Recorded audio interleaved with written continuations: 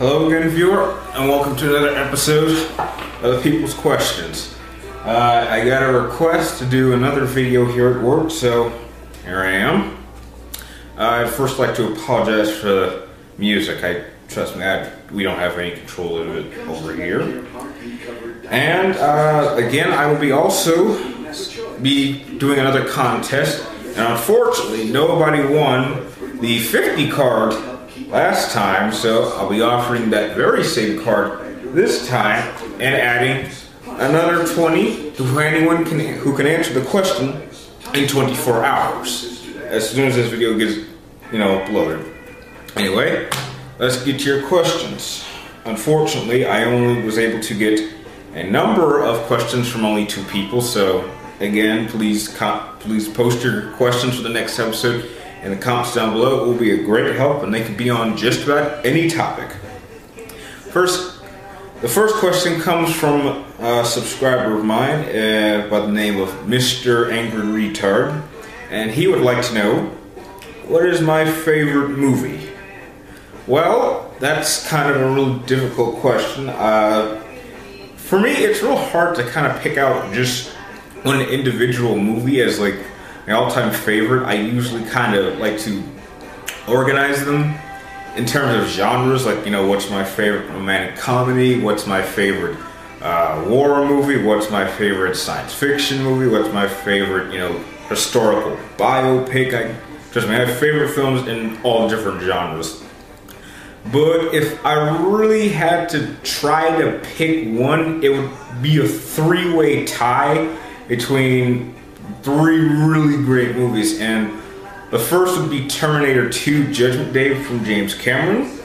The second would be The Dark Knight by Christopher Nolan, and the third would be Inception also from Christopher Nolan. The reason being is each one of these movies was able to do something that no other movie could do. Terminator 2 Judgment Day was the first and only movie that I can think of to ever make me cry. And that was like, even as a teenager. I'm not ashamed to say that. And not even when I was a kid, the Disney movies, when like characters got killed, not even that was good enough to make me cry. I was just, sad, but I didn't cry. The Dark Knight was the first movie to ever really blow me away to the point where it took my breath away quite literally. And, ever since then, no other movie's ever done that. And in terms of Inception is really possibly the only movie I can think of that gave me what I like to call a mental workout. Not only was I like really paying attention to details of the movie, I was getting a hell of a workout doing it. Most movies today, you basically sit your ass down in your chair and you just take everything that comes up. And, things aren't explained, but Inception took the time to explain it, and it did it at a good pace to the point where the movie never got boring for me. I can watch all 3 of these movies from beginning to end, not skipping any parts, because everything is important to the story. I really cannot think of anything that if you took something out, it would bother me. And those 3, all of them are perfect 10 movies. Now, I'm expecting that The Dark Knight Rises, when it comes out in about 3 months, is gonna blow that away, but heck, we'll see. And the next viewer who sent me a number of questions is Smooth Ace. He sent me 4 or 5 questions, and I'm only gonna go over maybe 2 or 3 of them. The first question he asked was, if there was one food that I could eat every day for the rest of my life, what would it be? Well, Smooth Ace,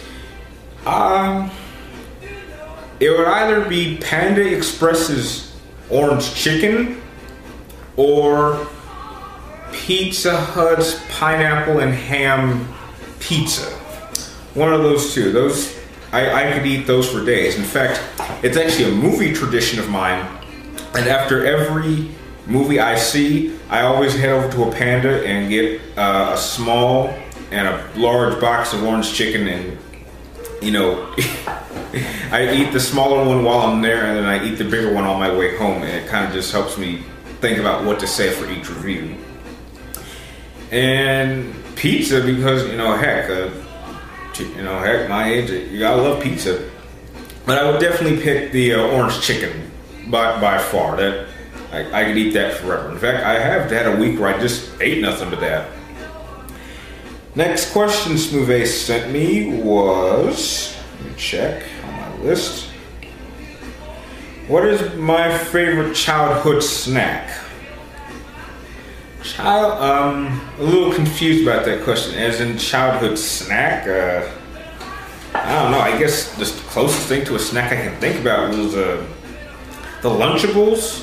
You know how when you in elementary school you get like lunches, and sometimes you bring like a Lunchable that you get at the store. I would say that was probably my favorite. I mean, even today, whenever I get bored, I actually can go ahead and eat one.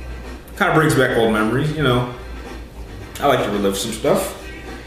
Next question he asked is, do I have a favorite Looney Tune? Absolutely. I have a favorite Disney character. I have a favorite Looney Tune character. My favorite Looney Tune character, I know most people would expect me to say Bugs Bunny, but Bugs is legendary. I don't need that. But Bugs would not be who he is if it weren't for Daffy Duck. Daffy Duck is absolutely funny. I think yeah, sorry about that. That's what you get for filming at work. I think the funniest thing I've seen Daffy Duck do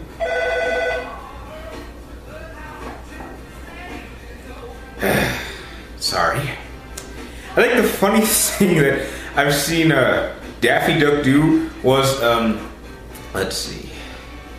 I mean, I'm not going to do the old school duck season, rabbit season thing. That's just that has a life of its own. But in the movie Who Framed Roger Rabbit, there was a moment where Daffy Duck and Donald Duck were playing or playing pianos, and they were kind of going to war. And it just gets me every time, even now. So yeah, Daffy Duck is my favorite Looney Tune. And let's see what else we got here for you. What do I think will be the future of gaming? Well, I know that as of now, 3D and motion control is kind of on the rage right now, but I don't really think those are going to last. I think that in terms of the future of gaming, the only thing, I'm actually a little worried, because what I'm really worried about the most is the graphics, because graphics are really getting so good. The question is, how much better can graphics really get? I mean, you see games like Metal Gear Solid 4 and Uncharted 3, and games like Gran Turismo, especially Gran Turismo. And I remember an experiment I remember watching where someone took a picture of a car, and then they took an exact picture of the car in the game, and when people were asked which one they thought was the actual car, they were picking the game. So when we get to a point where, game graphics look better than the real thing, that's kind of a bit of a problem, because once you hit that point,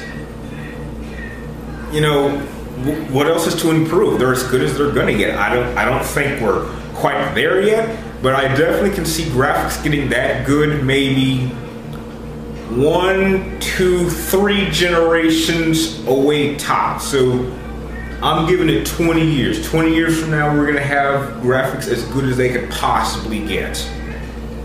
And that's really the only just issue I have with the future of gaming. And I'll do one last one from Smooth Ace, and he would like to also know, how far do I think society has fallen, and why? That's a real difficult question to answer, because I really can't speak for society. I can speak for the American society, because I am an American, and I think society has fallen because of drama. People like drama, and drama tends to attract a lot of attention. I mean, just look at today's tabloids. I mean, it's remarkable how many millions and millions of dollars people spend every day to read stories on people whose main focus in life is drama. They're attention whores, or they'll do stuff on purpose just to get attention. And I don't know who's dumber, the person who is purposely doing stupid stuff to gain attention, or the people who are actually paying attention to this. I mean, if you want to pay attention to someone who actually does good for humanity, not someone who shows just how stupid people can be. I mean, I don't know. I think that's the best description of how society is falling. It's just people get so caught up in other people's drama that it drives them on, and I don't understand. I could care less what these other people are doing, because heck, I don't give a shit about their lives. I don't care what they're doing. Heck, if they don't give a shit about what the status of my life, why should I give 2 seconds to worry about what happens to them? Yeah, a celebrity gets killed. Okay, there are certain celebrities that if they die, I will be gently sad, because they have given me a lot of joy either in their movies or in their music. But if it's for, you know, some rap artist who likes to just show how big his ego can be, why should I give a shit about him? And as for that, I'm going to stop the questions right there.